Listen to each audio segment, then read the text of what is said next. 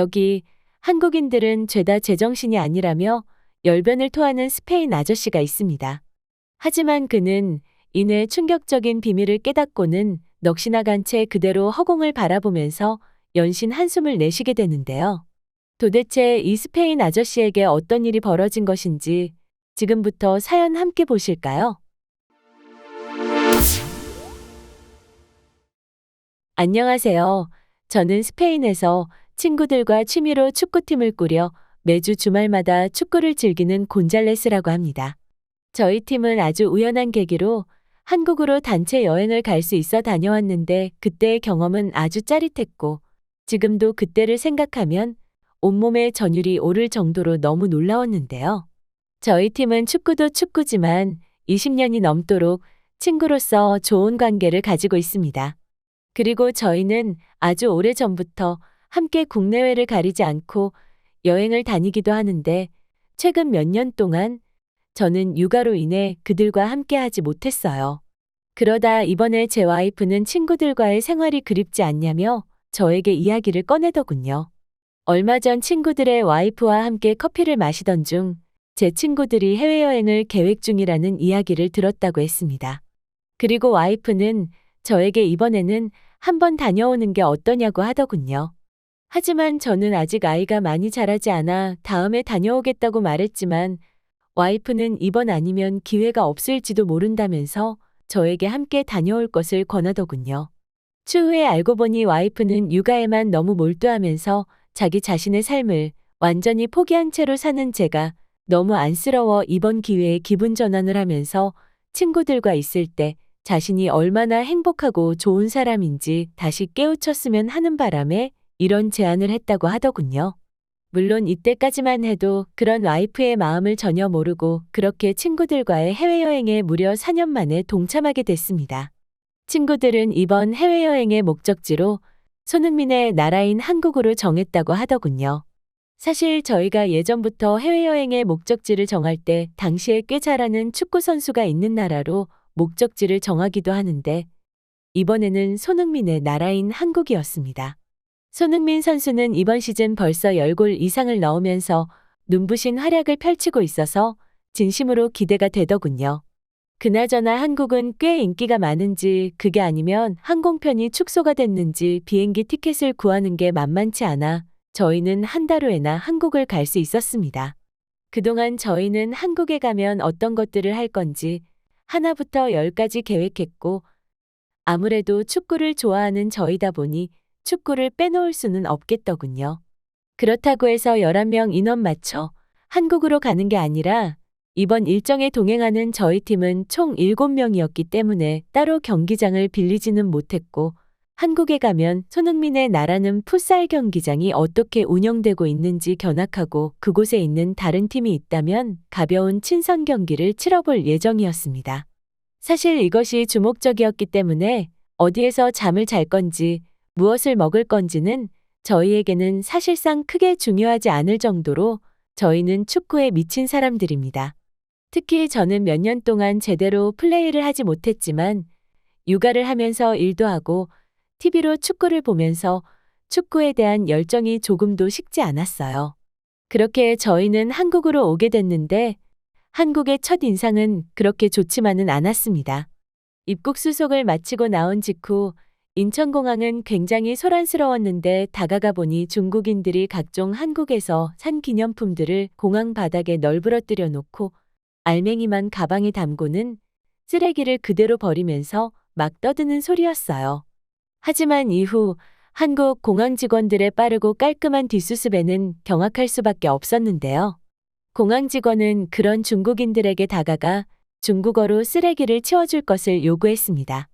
어떻게 된 영문인지 스페인에서 꼼짝 않고 제멋대로 하던 중국인들은 한국 공항 직원 앞에서는 겁을 먹은 듯 아무것도 못하고 시키는 대로 하는 거 아니겠어요? 공항 직원의 압도하는 카리스마에 중국인들은 어쩔 수 없이 시키는 대로 하는 것만 같았습니다. 아무튼 그렇게 공항을 빠져나와 저희는 택시를 잡고 숙소로 갔다. 짐을 두고는 그래도 막상 한국에 왔으니 치맥을 즐겨보자 싶어 밖으로 나가 치맥을 먹을 수 있는 가게를 찾아다녔어요. 생각했던 것보다 치킨에 맥주는 아주 잘 어울리는 것 같았고 스페인식 닭구이와는 차원이 다른 맛에 빠져 저희 7명은 앉은 자리에서 닭을 7마리나 먹고는 자정이 되어서야 가게에서 나올 수 있었습니다. 사실 이렇게 늦은 시간까지 밖에 있을 생각은 없었는데 치킨에 맥주, 그리고 호기심에 먹은 소주 몇 잔이 이런 화를 불렀던 거죠. 물론 당시에 술이 어느 정도 들어갔다 보니 정확한 기억은 아닐 수 있지만 시간이 자정임에도 불구하고 걱정할 필요가 없었습니다. 온 동네가 환하게 불이 들어와 있었고 수많은 사람들은 길을 걸어가고 있었거든요. 그렇게 저희는 호텔로 걸어가던 중이었는데 갑자기 어딘가에서 함성 소리가 들려오더군요. 새벽에 누가 이렇게 시끄럽게구나 싶었고 가는 친구들은 가라 그러고 두 친구와 저는 소리가 들리는 쪽으로 걸어가 봤는데 한 쇼핑몰 옥상에서 소리가 들려 저희는 궁금해 올라가 봤는데 그곳에는 풋살장이 있었고 정말 놀랍게도 자정이 넘은 시간에 수많은 한국인들이 풋살을 즐기고 있었습니다. 그 모습을 보고는 이 새벽에 어떻게 축구를 할 수 있는 건가 싶어 정신이 번쩍 들더라고요.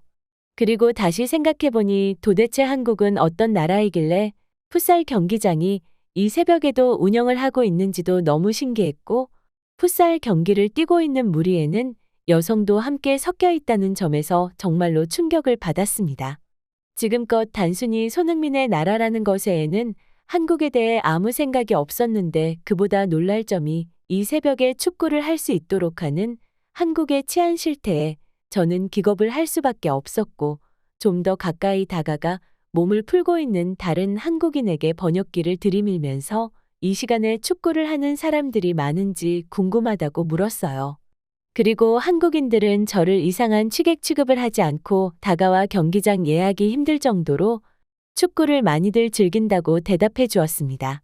이 모습이 너무 경이로웠고 친구들에게 이 소식을 전하기 위해서 빨리 전화를 했어요. 여전히 술기운은 남아있던지 당장 경기를 뛰고 싶은 마음에 호텔로 돌아간 친구들에게 경기복을 챙겨와 달라고 말하려 했죠. 하지만 친구들은 술에 취해서인지 전혀 전화를 받지 않았습니다.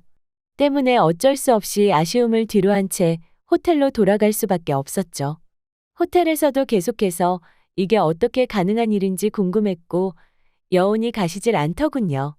그래서 저는 인터넷으로 한국의 새벽 축구에 대해서 찾아보기 시작했는데 알고 보니까 한국은 애당초 아침, 새벽에 축구하는 조기축구라는 모임이 있었습니다.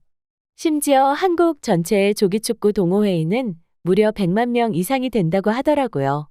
물론 이 정보가 완전 맞다고 할 수는 없겠지만 저는 어쨌든 이 새벽에 축구 경기를 마음껏 할 수 있다는 것에 황당하면서도 부럽다는 생각이 들었습니다. 스페인에서는 새벽에 축구를 하다니요? 축구는커녕 길거리에 걸어다니는 사람도 손에 꼽힐 정도이기 때문에 도저히 상상도 해본 적이 없습니다. 가끔 큰 축제나 우리 지역을 연고지로 하는 팀이 리그에서 우승했을 때나 볼 법한 모습이지만 그마저도 저희 지역의 그라나다 팀은 늘 일부 리그에서는 힘을 쓰지 못할 정도로 약체팀이기 때문에 그런 모습을 단 한 번도 본 적이 없습니다. 그렇기 때문에 저는 이런 한국이 너무 부러워 미치겠더군요. 그런 부러운 마음에 저는 잠을 잘 수가 없었고 답답한 마음에 저는 바깥 공기를 쐬러 호텔 밖으로 나왔습니다. 그런데 그때 본 광경은 답답한 제 마음을 더 답답하게 만들어 주었는데요. 오토바이를 타고 온 여러 명의 배달원들과 호텔 로비에 배달 음식을 받기 위해 나온 사람들이 제 눈앞에 있었습니다. 이건 또 무슨 일인가요? 한국에서는 이게 그렇게 자연스러운 일이란 말인가요? 정말이지 속이 답답한 게 아니라 이제는 속이 무너져 내리는 것만 같더라니까요. 아까도 말했지만 저는 단 한 번도 이런 광경을 본 적이 없습니다. 그래서 저도 술이나 더 마셔야겠다 싶더군요. 하지만 2시가 넘은 시간이었고 완전히 낯선 곳이었기 때문에 가게를 찾다가는 날 새겠다 싶었고 마침 옆에는 호텔 직원이 있었습니다. 호텔 직원에게 다가가 혹시 한국인들처럼 배달 음식을 주문하고 싶은데 한국에도 우버로 주문을 하면 되냐고 물었죠. 하지만 한국에서는 우버가 아니라 다른 여러 배달 앱이 있다고 했고 직원은 저를 대신해서 앱을 설치 후 제가 먹고 싶은 음식을 직접 주문까지 해주었습니다. 저는 배달 음식을 주문하고 얼마 되지 않아 전화 한 통을 받게 되었는데요. 모르는 번호로 전화가 왔고 전화를 받으니 한국어로 말을 하길래 저는 한국어를 잘 모르니 아까 주문을 도와줬던 직원에게 다가가 다시 한번 도움을 요청했습니다. 그리고는 한 배달 직원을 제 쪽으로 걸어왔고 음식을 전달해 주었어요. 알고 보니 배달기사가 도착했다고 저에게 연락을 한 것이었습니다. 그런데 정말 놀라운 건 이 새벽에 제가 주문한 맥주와 요리가 고작 25분 만에 도착을 하더군요. 심지어 저에게 팁을 요청하지도 않았습니다. 세상 여러 나라를 여행해 봤지만 팁을 요구하지 않는 배달기사를 저는 처음 봤어요. 저는 받은 음식을 들고 엘리베이터를 타고 방으로 올라가는데 그때 제 옆에는 수많은 한국인들이 주문한 배달 음식을 받아 들고는 저마다의 방으로 돌아가고 있었습니다. 어쩜 이런 새벽 배달 역시도 한국에서는 자연스러운 건지 터무니없더군요. 방으로 돌아가니 제 친구 중 한 명이 저 때문인지 깨 있어 함께 맥주를 마시며 제가 목격한 이 광경을 이야기해 주니 말이 되는 소리를 하라며 커튼을 치고 밖을 보았습니다. 하지만 제 말과 마찬가지로 서울의 밤에는 네온사인 불빛으로 술을 놓는 듯했고 호텔 앞 대로변에는 여러 대의 오토바이가 이동하고 있는 모습이 보였는데 이 모습을 본 제 친구는 지금까지 네가 했던 말이 다 사실이라니 믿을 수 없다면서 제가 처음 그랬던 것처럼 황당하다는 표정을 짓고 있었습니다. 그렇게 저희는 이야기를 주고받다 잠이 들었고 어느새 아침이 되었어요. 다 함께 조식을 먹으면서 이 이야기를 했는데 이 모습을 직접 보지 못한 친구들은 절대 믿지 않는다면서 강경하게 나오더군요. 그래서 저는 그래. 그러면 오늘 밤 우리가 길을 나서자. 내가 한 말이 사실인지 거짓인지 직접 보여줄게라면서 급하게 차량 한 대를 렌트했습니다.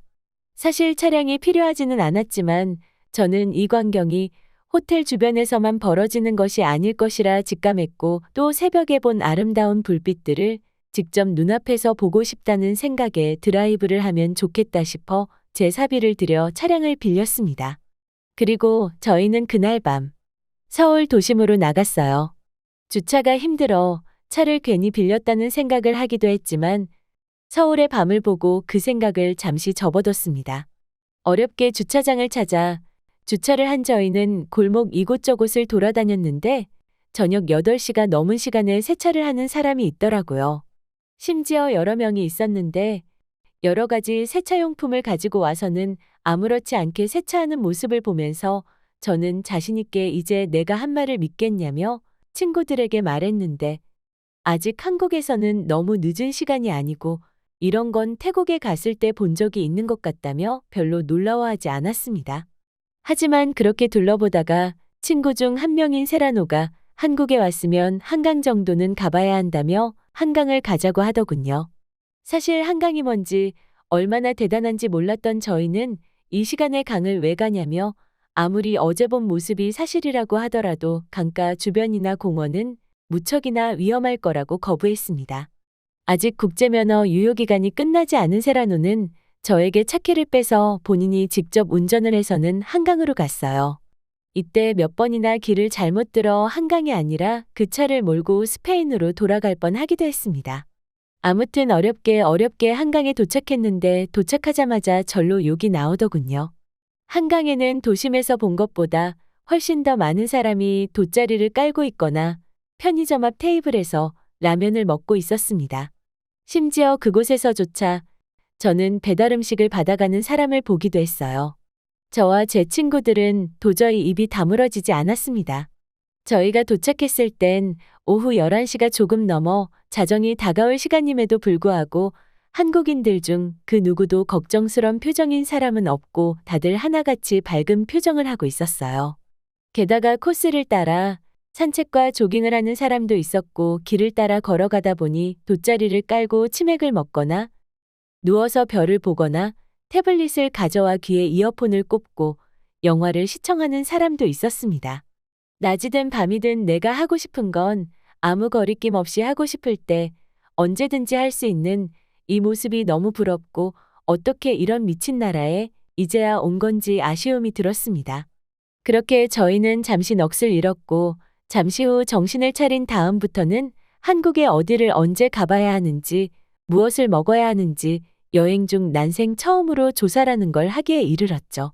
그리고 스페인으로 돌아가기 전까지 강남, 홍대, 성수 같은 서울의 번화가뿐만 아니라 인천, 강원도, 심지어는 당일치기로 부산이라는 곳도 다녀오면서 한국의 많은 것들을 경험했고 또 남자들끼리 간 여행이지만 이번만큼은 사진으로 기억하고 싶어 사진도 참 많이 찍었어요. 그렇게 스페인으로 돌아가 이 이야기를 아내에게 해주고 저는 다음 달 또 한국으로 가게 되었습니다.